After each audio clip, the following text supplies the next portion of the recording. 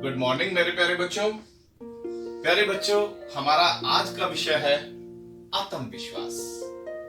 आत्मविश्वास आत्मविश्वास से हम क्या समझते हैं, इसका क्या अर्थ है? अगर हम साधारण से शब्दों में बात करें तो बच्चों, आत्मविश्वास का अर्थ है स्वयं पर किया गया विश्वास। अब स्वयं पर विश्वास कैसे हो? ऐसा नहीं होता कि हमने जो कह दिया। कई बार क्या होता है कि उसके ऊपर हमें खुद ही विश्वास नहीं होता है तो हम आत्मविश्वासी नहीं रहते, लेकिन आत्मविश्वास को पैदा करना पड़ता है।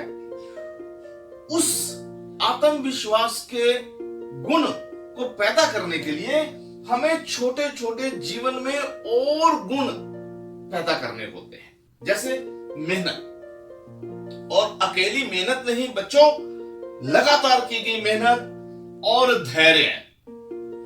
मेहनत और धैर्य जब इकट्ठे होते हैं तो हमें योग्यता पैदा होनी शुरू हो जाती है, और जब योग्यता बढ़ती है तो हमारे अंदर आत्मविश्वास पैदा होना शुरू हो जाता है।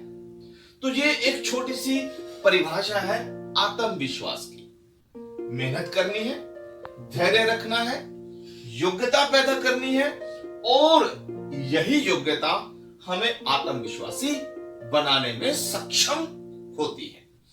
अब मेरे प्यारे बच्चों, दुनिया में दो तरह के लोग पाए जाते हैं। एक वो जो आम लोग हैं, एक वो लोग जो आम लोगों का नेतृत्व करते हैं, उनकी लीडरशिप करते हैं, उनको आगे बढ़ाने के लिए रास्ता दिखाते हैं। क्योंकि आम लोग अपना रास्ता खुद नहीं चुनते, वो दूसरों के माध्यम से अपने रास्ते को ढूंढने की कोशिश करते हैं, और जो उनको रास्ता दिखाते हैं वो आत्मविश्वासी होते हैं। उन्होंने मेहनत की होती है, उनमें धैर्य का गुण होता है, उनमें योग्यता होती है, और योग्य व्यक्ति से क्या होता है?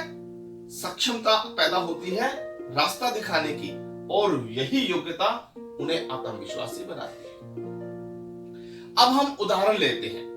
जब हम पहली बार स्टेज पर चढ़ते हैं, कोई कविता बोलने के लिए, कोई गीत बोलने के लिए, कोई नाटक करने के लिए, तो क्या कई बार होता है कि हमारे अंदर एक घबराहट, एक कंपन सी पैदा होती है। लेकिन अगर हम उसी चीज का बार बार अभ्यास करते हैं, मेहनत, अभ्यास, धैर्य से हमें योग्यता पैदा होनी शुरू हो जाती है, और एक दिन हम निडर होकर एकदम आत्मविश्वास से स्टेज पर चढ़ जाते हैं।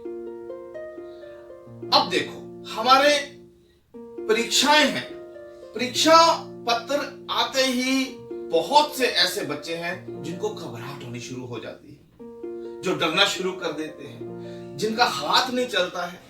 लेकिन कुछ एक बच्चे ऐसे भी हैं जो आत्मविश्वास से पेपर को सुंदर तरीके से हल करना शुरू कर देते हैं। ऐसा कैसे?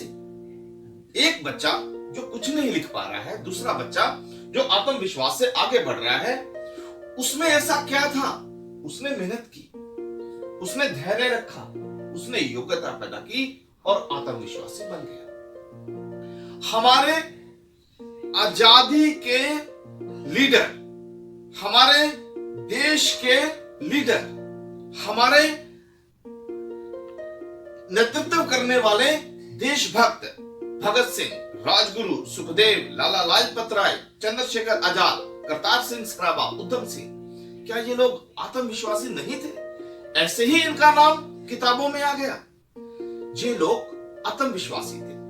जो व्यक्ति हिमालय की चोटी पर चढ़ता है वो अपने शरीर की क्षमता से नहीं, आत्मविश्वास के बल से ही हिमालय की चोटी पर चढ़ने में सक्षम होता है। ऐसी अनेकों उदाहरण हैं, अनेकों ऐसे महान लोग हैं जो आत्मविश्वास के बल पर आगे बढ़ते हैं। अब हमें देखना है, मुझे और आपको आत्मविश्वासी बनना है, और कैसे बनना है इसकी एक और बहुत सुंदर उदाहरण आओ हम देखते हैं इस वीडियो में।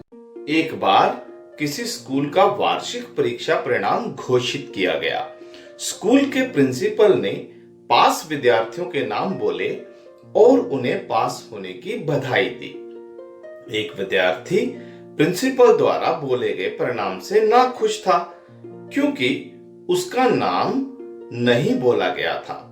उसने तुरंत खड़े होकर प्रिंसिपल से निवेदन किया, सर, मेरा नाम नहीं बोला गया।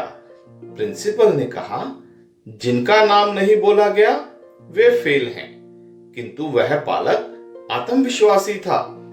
वह बोला, नहीं सर, ऐसा नहीं हो सकता। तुम्हें प्रिंसिपल के आगे ऐसा नहीं बोलना चाहिए। मैं तुम्हें 5 रुपए जुर्माना लगाता हूँ। बच्चा, नहीं सर, मैं फेल नहीं हो सकता। प्रिंसिपल, तुम्हें अपने प्रिंसिपल पर विश्वास नहीं है? ठीक है, मैं तुम्हें जुर्माना 10 रुपए करता हूँ। बच्चा कहता है, नहीं सर, मुझे पूरा विश्वास है, मैं फेल नहीं हो सकता।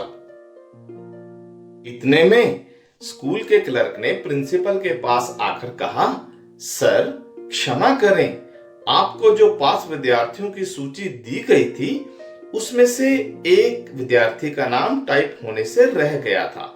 कृपया पास विद्यार्थियों की सूची में एक विद्यार्थी का नाम और जोड़ लें।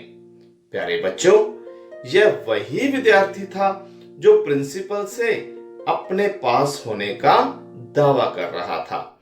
वह केवल पास ही नहीं था, अपितु उसके अंक भी कक्षा में सबसे अधिक थे।